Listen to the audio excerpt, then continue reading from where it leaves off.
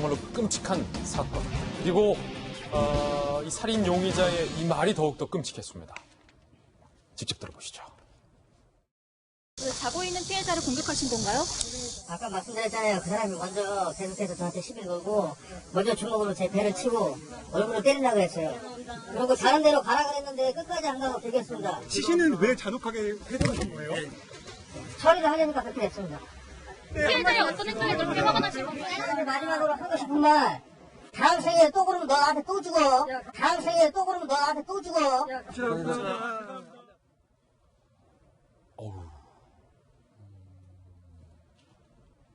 다음 생에 또 그러면 너 또 죽어 라는 섬뜩한 발언이 사실은 이 발언 듣고 저도 너무 마음이 안 좋았는데 왜 이런 끔찍한 짓을 저질렀던 걸까요? 그리고 무엇 때문에 다음 생에도 죽이겠다라고 이야기를 하는 걸까요? 이 사건의 전말 함께 보시죠. 지난 8일 오전 모텔 종업원 A씨예요. 방금 얘기를 한 저분이 모텔 종업원 A씨예요. 사망한 투숙객 B씨와 숙박비 문제로 말다툼을 벌였다.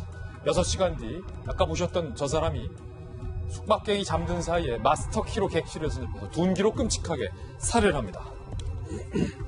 그리고 이 남성은 1층 자신의 방에서 시신이 있는 객실을 오가며 4일간 시신 관리를 했다는 거예요. 중간에 교대 근무까지 했다. 경찰은 객실에 에어컨을 틀어놔서 시신이 부패하는 냄새가 나가지 않도록 한 것 같다라고 밝혔어요. 지난 12일 훼손한 시신은 검은 봉지에 담아 자전거를 타고 가서 한강에 유기를 해요. A씨는 경찰 조사에서 숙박비 4만 원도 안 주려고 반말을 하면서 기분 나쁘게 해서 홧김에 살해했다.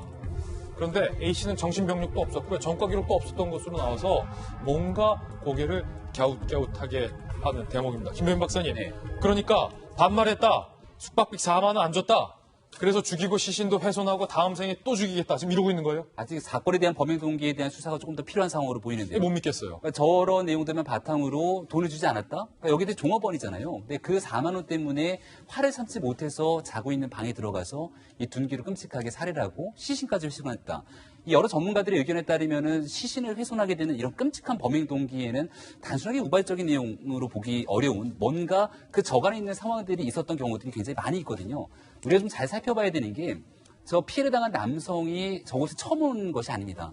그러니까 저 이 구로구에 있는 한 모텔에 여러 차례 드나들었다라고 하는 부분들이 나왔기 때문에 이를 바탕으로 수사망이 좀 좁혀지고 있는 상황이었고 결국은 본인 스스로가 자수하게 된 내용이었죠. 그렇다면 평상시에 일면식이 있거나 알고 지냈던 적은 있었는지 그 과정 속에서 쌓이게 됐던 원한이나 분노, 이 범행 동기 등에 대한 무언가의 문제는 없었는지를 면밀하게 살필 필요가 있고요.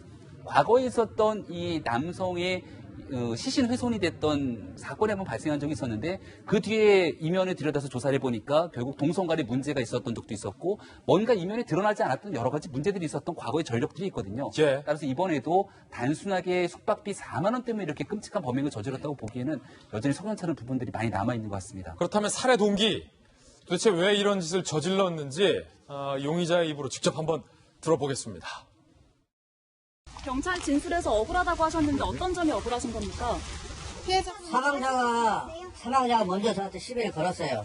주먹으로 먼저 저를 쳤고 시정이가 반말로 계속 시비를 걸었습니다. 근데 그렇게 잔인하게 훼손할 필요가 있었습니까? 제가 지금 자세하게는 말씀 못 드리겠는데 제가 다른 데로 가라고 말을 했는데도 끝까지 가자고 저한테 시비를 걸었습니다. 시신을 어떻게 보관한 거예요?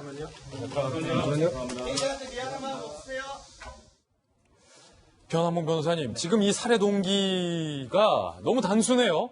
제가 먼저 시비 걸었다, 숙박비 안 줘서 내가 죽였다. 이 단순한 동기 때문에 이렇게 끔찍하고 잔인하게 살해를 했다? 의문스러운데. 새벽 시간에 아마 술에 취해서 들어왔던 것 같고 이 사람은 자신을 무시한다는 것에 대해서 상당히 좀 화가 났던 것 같습니다. 그렇더라도 용서를 받을 수 없는 건 분명히 맞는데 이 사람 입장에서는 그냥 이 상태에서 내가 모든 것을 잘못했다. 사죄를 구하기보다는 조금이라도 자신에 대한 변명을 하고 싶은 것 같아요. 그러니까 저 사람이 나를 상당히 모멸적인 태도로 나에게 대했고 먼저 폭행했기 때문에 내가 했던 것이다. 내가 죽인 건 잘못된 건 맞지만 저 사람도 그 못지않게 잘못을 했기 때문에 여기 있어서는 분명히 저 사람도 책임이 있다라는 일부 자신을 좀 보호하려는 것이 아닌가 싶고 회수했던 것도 아마 이제 최근에 뭐 고유정 사건이라든가 여러 가지 있어서 시신의 회수에 대한 얘기가 나오다 보니까 일종의 모방 내지는 학습이 돼버린 것 같습니다. 그러니까 사실 이런 식으로 잔혹한 범죄가 나오게 될 경우는 모방 범죄가 이루어지는 경우가 많이 있거든요. 이 사람 입장에서도 일단은 살해를 하고 그다음 어떻게 치우긴 해야 될 것 같은데 어떻게 해야 될지 고민을 하다가 이제 시신 훼손에 대한 여러 가지 기사를 보게 되면서 결국 이렇게 해야만 가능하겠다라는 식으로 가게 되면서 결과 이제 자신이 자전거를 계속 타고 가도 내려올 수 없는 상황이 돼버렸던 거죠. 그러니까 이제 그 지경까지 이르게 돼버리고 그 이후에는 이제 저 사람 분명히 잘못했으니까 나에게 너무 뭐라고 그러지 마라. 스스로 이제 보호하려는 그런 생각까지 작용하고 있는 것 같습니다. 예, 여전한 의문점도 지금 제기되고 있어요. 이 대목 한번 살펴보시고 다음 순서로 이어가겠습니다. 말다툼 수시간 뒤에 범행을 한 점도 석연치 않고 단순 시비로 잔혹살해 시신 훼손까지 역시 석연치 않아요. 근무 중에 홀로 살인하고 시신을 방치하고 유기까지 했다. 이게 과연 가능하냐? 전문가들은 의문을 제기하고 있습니다. 경찰 수사에서 이 부분에 대해서 밝혀주리라 기대를 해보겠습니다.